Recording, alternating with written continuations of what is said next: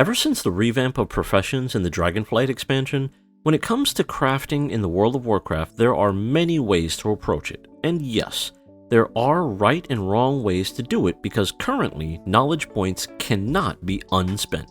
So if you just go in tossing your knowledge points into specs all willy-nilly, dilly-lilly, gilly-schmilly all over the place, you could really mess up your professions and end up just hating it. So I'm here to help you avoid that. What's up guys, thank you for tuning into ICE TV. My name is Philip Price and in today's Gaming Guides Done Quick, we're going over everything you need to know about Jewelcrafting in the World Within Season 1. If you guys find this video or any of my videos helpful, please make sure to like and subscribe. Doing so really helps the channel to grow. And if you really want to help out, hit up that super thanks button. Any contribution, no matter how small, will be greatly appreciated. The first thing you need to know about Jewelcrafting is that it is not cheap. If you have mining as a second profession, that will definitely help reduce the cost to get into Jewelcrafting, but time is money, friend. Secondly, whenever you craft something for the first time, you will gain 1 knowledge point, and the rest of this guide is designed to help you gain as many knowledge points as possible while leveling Jewelcrafting. The total list of materials required to get from level 0 to 50 is as follows, and quality does not matter, so get the least expensive option. You will need 250 bismuth, 35 glittering glass, 108 crushed gemstones, 17 ambivalent ambers, 1 gleaming shard, 2 radiant rubies, 1 stunning sapphire, and 17 decorative lenses. For levels 1 to 15, use Algari prospecting to prospect 145 bismuth. Next, go learn the new recipes from the Jewelcrafting trainer and then craft the following: 2 engraved gem cutters, 1 deadly amber, 1 masterful amber, 1 versatile amber, and 1 quick amber. You should now be at least level 20. Next, craft 3 marbled stones and 1 radiant loops. This should have you at level 22. Go ahead and equip the radiant loops and then make 2 gilded vials to go from level 22 to 26.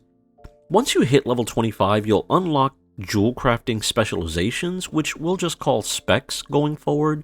Depending on what spec you choose, will determine how you'll go from level 55 to 100. So before we go down that rabbit hole, let's get to level 55. Go ahead and craft the following: 3 decorative lenses, 1 malleable band, 1 malleable pendant, 1 storyteller's glasses, 1 enchanter's shard, and 1 right-handed magnifying glass. If you don't know how to craft any of these, just remember that you get some of these from the actual Jewelcrafting trainer. By now you should be around 41. Just go ahead and make 17 more right-handed magnifying glasses to get to 55. Everything you've made so far, you can either sell on the auction house, vendor, hang on to it for future use, whatever floats your boat. From here, there are a few different ways to go from 55 to 100. If you choose anything other than the gem cutting spec, be sure to learn Algari Amber Prison from the trainer. This has a 24-hour cooldown but gives you 2 levels up until level 80. Other than that, focus on the blasphemite designs that are sold on the auction house. They're not super expensive, but they give you 3 levels all the way up to 100. Avoid the cubic blasphemia, that guy stops giving levels at 75. Now, before spending any knowledge points, you need to decide what your goals are as a jewel crafter. The gem cutting spec unlocks 12 specific gem cuts only available here, 3 for each of the 4 raw gems.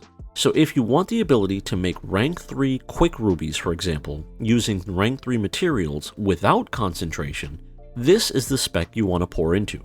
I currently have all rank 5 blue tools, and even then, I still need rank 5 materials, and a max node to create a rank 5 gem without concentration. If I only have the raw gem maxed, I still require 197 concentration. In other words, pick your gem cuts wisely as it takes a ton of investment to consistently make rank 3 gems. And keep in mind that it takes 410 knowledge points to fully max out this spec. So pick and choose what gem cuts you want and work your way towards it. This is also the only way to get Algari prisms for the other gems as well. Each raw gem requires 15 knowledge points to unlock their corresponding prism. Now, if your goal is to make rank 5 profession gear, rings, or neck pieces for your alts or guildies, then the jewelry crafting spec is where you want to be. Even if you only put 40 points into the center node and 30 points into Artisan's accessories node, you can still make rank 5 tools without concentration, as long as you have all 3 blue tools at rank 5. Without those, you can still make them at rank 5, it just takes concentration. The same goes for rings and necklaces. Just 40 points in the center node and 30 points into rings or amulets, and you can make rank 5 rings and amulets without concentration. The final spec is all about reagents. If you want to make rank 3 inverted prisms, decorative lenses, gilded vials, engraved gem cutters, or marbled stones consistently and without concentration, or if you want to improve your yield when prospecting, then start investing into the shaping spec. Every point spent in the center node gives +1 skill towards crafting every reagent I mentioned earlier. Putting 15 points into glasswork and 15 points into masonry lets you craft rank 3 reagents from rank 3 materials without concentration once you have all 3 blue tools. The gem finding node and raw gem nodes below it increases your ability to find those gems while prospecting. Going down this road requires large gold investments, as you won't really see great yields unless you're prospecting thousands of ore at a time. I haven't dived too deep into this, so every time I've tried, I lost gold. Like, literally, I've burned hundreds of thousands of gold prospecting, and I can't find a way to make it profitable. If any of you can share some insight here, please feel free in the comments below. I would love to figure out how to make prospecting profitable. For now, it's just a loss for me. And that's it. Guys, if this was at all helpful, if I left anything out, if you have any questions or even any tips on how I can improve these guides, let me know in the comments below. And until next time, stay safe, stay blessed, and stay tuned to ICE TV.